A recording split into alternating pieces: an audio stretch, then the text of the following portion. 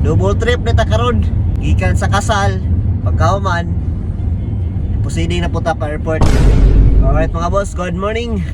Tamang-tama mga boss, paghuman na to sa kasal ganihan no. Gikan og alas 5 sa buntag hantod alas 8:30 na ini-contact sa to ang mga boss. O na karon at tuon na to mga boss kay kwarta na ni. Double trip nita karon. Gikan sa kasal, pagkauman, proceeding na punta pa airport. Alas 10:30 to mong sabot daw, sundoon sila mga boss. Marang nalapas na gamay pero okay ra kay sabot naman to sila kay pasabot na po na ako. Ano aro gano magsinaptan na ira ba? Okay, nanata ka diri sa Hagonoy mga boss. Hagonoy, Asirawan. Asirawan, Sinawilan.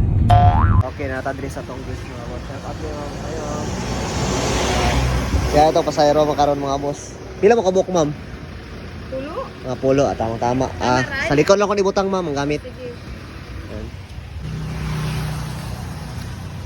Mga malalaking tao pa lang masakay ko.